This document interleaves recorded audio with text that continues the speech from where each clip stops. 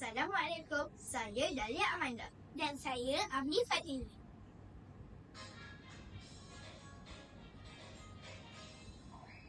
Tekanan luar tinggi dari di dalam, lalu menolak air naik ke atas. Air naik masuk ke mulut, hisap serut udara keluar. Tekanan dalam jadi rendah semula. Sedut-sedut air naik masuk ke mulut. Tekanan luar tolak air ke atas. Sedut-sedut air naik masuk ke mulut. Tekanan luar tolak air ke atas. Amni, apa yang awak nyanyi tu? Saya dengar tekanan. Awak stres ke? Hahaha, tak adalah, saya okey je. Saya nyanyi lagu tentang tekanan udara ni.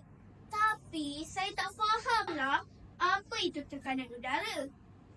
Oops, kejap. Saya cari kat ChatGPT. Oh, okey. Ini maksudnya.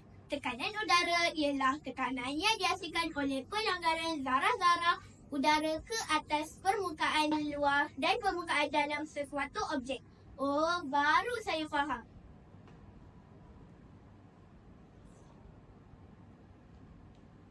Kenapa dari tadi saya tak dapat sedut air ni ya? Mari saya tengok. Lah, ada lubang kecil rupanya kat penyedut minuman ni. Kenapa kalau berbuang, kita tak boleh sedut air ni ya? Walaupun udara dalam penyedut minuman diserut keluar, udara dari luar akan masuk melalui lubang tu.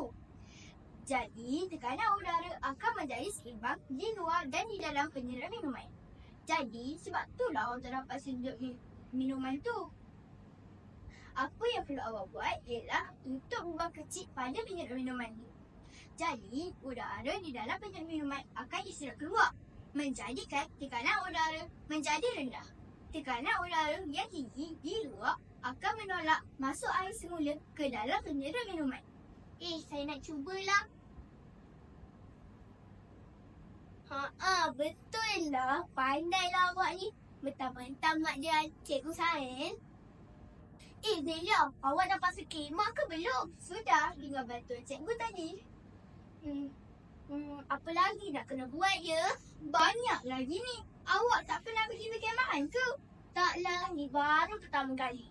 Oh, mari saya terangkan pada awak. Perkara pertama, dirikan kemah. Kemudian, sediakan alatan-alatan lain. Saya nak basuh tangan lah. Tapi sungai jauh lah pula dari sini. Malas pula lah nak berjalan. Apa kata kita bina sikit bergerak? Mudah sikit kan kerja kita? Macam mana nak buat sikit bergerak tu? Mari saya tunjukkan. Mula-mula sediakan bahan-bahan yang berikut. Isikan air ke dalam botol seperti ini dan tutup penutup botol. Tebukkan lubang pada botol plastik.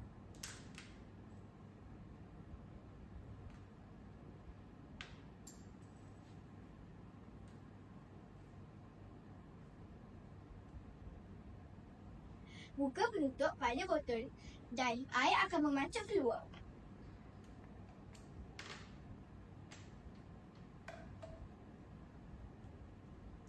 Jadi, kita boleh mencuci tangan. Jika kita tutup semula penutup botol, air akan berhenti mengalir.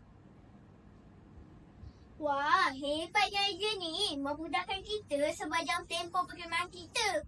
Tapi kan, macam mana ianya terjadi? Ini terjadi disebabkan oleh tekanan udara atmosfera di luar botol lebih tinggi dari air di dalam botol. Ia menolak air ke bawah, membolehkan air keluar melalui lubang. Apabila botol ditutup, tekanan udara di luar dan di dalam botol menjadi sama. Jadi, air akan berhenti mengalir. Kreatif lah awak ni. Ini satu inovasi ni. Mudahkan kerja kita kan? Lagipun malam-malam takut juga nak ke sungai. Betul tu. Haus lah. Jom kita buat air minum nak? Boleh juga. Mari saya tolong tebuk lubang tin susu ni. Ni, kenapa awak tebuk satu lubang je? Macam mana susu nak keluar? Lah, tak boleh ke? Saya tak terfikir pula. Mari saya tebuk lagi satu lubang. Sekejap, saya tuang. Oh, barulah keluar susu ni. Kenapa tak boleh tebuk satu lubang je? Memanglah tak boleh. Ini adalah kerana tekanan udara di luar lebih tinggi dari di dalam tin. Apabila dua lubang ditebuk, tekanan di luar adalah sama. Dan susu itu dapat mengalir keluar secara berterusan kerana adanya tarikan graviti. Tak apa kalau tak tahu. Sekarang awak dah faham kan? Oh, baru saya faham. Terima kasihlah kerana awak memberi saya ilmu pengetahuan yang baru. Sama-sama. Delia, sedapnya air ni. Saya terfikir kak, bagaimana kita boleh menyedut air ni melalui penyedut minuman ni? Ini mesti ada kaitan dengan tekanan udara kan? Jap, biar saya teka. Tekanan air di luar lebih tinggi dari di dalam cawan menyebabkan air ditolak ke dalam penyedut minuman kan? Betul tak? Pandailah awak ni. Tempat sekali tekanan awak. Sekarang, saya dah mula faham tentang prinsip tekanan udara ni. Delia, jom kita buat pertandingan minum air nak? Nak, jom. Untuk pertandingan ini, kita perlukan gelas, air minuman dan 2 batang penyedut minuman. Cara-caranya, masukkan air minuman ke dalam gelas.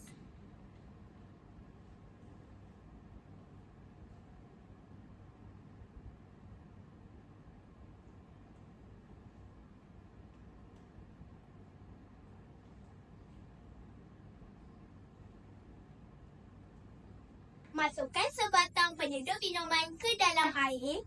Letakkan sebatang lagi penyedut minuman di sebelah penyedut minuman pertama di mana hujungnya diletakkan di bahagian luar. Minum dengan menggunakan 2 penyedut minuman tersebut. Okey, mari kita mulakan. Sedia?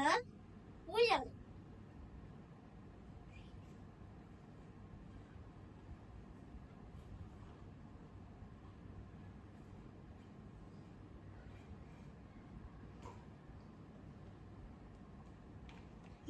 Saya menang. Alah, macam mana awak dapat sedut air tu? Saya tak dapat pun. Ni, cuba awak ulang terangkan mengapa air saya tidak dapat masuk ke dalam penyedut minuman saya ni. Okey, walaupun udara dalam penyedut minuman pertama disedut keluar, udara dari luar akan masuk melalui penyedut minuman yang kedua. Tekanan udara menjadi seimbang. Untuk minum menggunakan penyedut minuman tersebut, tutup hujung bawah penyedut minuman kedua menggunakan jari. Udara dari dalam penyedut minuman disedut keluar. Tekanan udara di luar yang lebih tinggi akan menolak masuk ke dalam penyedut minuman. Banyak lagi kan aplikasi tekanan udara dalam kehidupan seharian kita ni. Contohnya, tin aerosol. Macam mana cecair aerosol ni boleh disembur? Okey, mari saya terangkan. Tin aerosol menggunakan prinsip pemampatan gas di bawah tekanan tinggi. Apabila gas dimampatkan, gas akan disimpan di dalam bentuk cecair. Gas yang termampat akan menolak cecair keluar melalui tube. Apabila butang ditekan, injak masuk ke dalam tin bagi memberi ruang kepada cecair untuk keluar. Gas termampat yang bertekanan tinggi menolak cecair keluar dari tin. Oh, faham konsep yang sama berlaku di dalam botol minyak angin minyak wangi kan? Betul tu. Dah gelap dah ni. Jom kita bersiap untuk aktiviti seterusnya. Sebelum tu, jom kita bantu kawan-kawan kita mengumpulkan sampah dan tintin yang dibuang di kawasan ini. Kita perlulah sentiasa tolong-menolong. Bak kata pepatah, berat sama dipikul, ringan sama dijinjing. Betul tu. Jomlah, cikgu dah panggil kita tu. Sekian dan terima kasih.